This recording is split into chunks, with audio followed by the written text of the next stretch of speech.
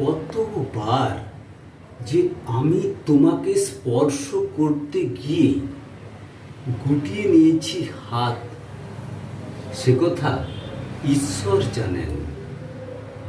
তোমাকে ভালোবাসার কথা বলতে গিয়েও কতবার যে আমি সে কথা বলিনি, সে কথা আমার ঈশ্বর জানেন।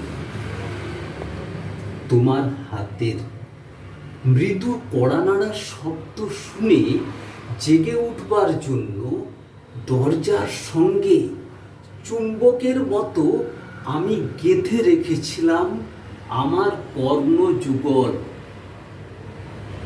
তুমি এসে আমাকে ডেকে বলবে, এই ওঠো।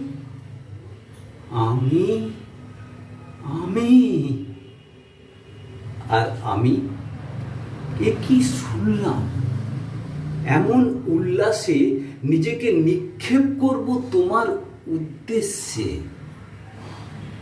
কতবার যে এরকম একটা দৃশ্যের কথা আমি মনে মনে কল্পনা করেছি, সে কথা আমার ঈশ্বর জানেন।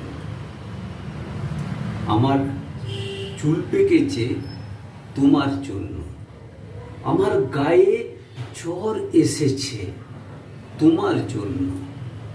আমার ঈশ্বর জানেন আমার মৃত্যু হবে তোমার জন্য।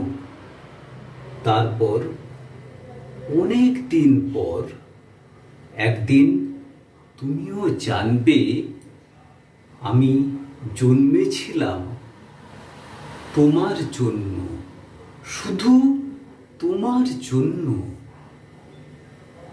কবিতাটির নাম শুধু তোমার জন্য। কবিতাটি লিখেছেন শ্রদ্ধেয় নির্মলেন্দু গুণ মহাশয়। নমস্কার।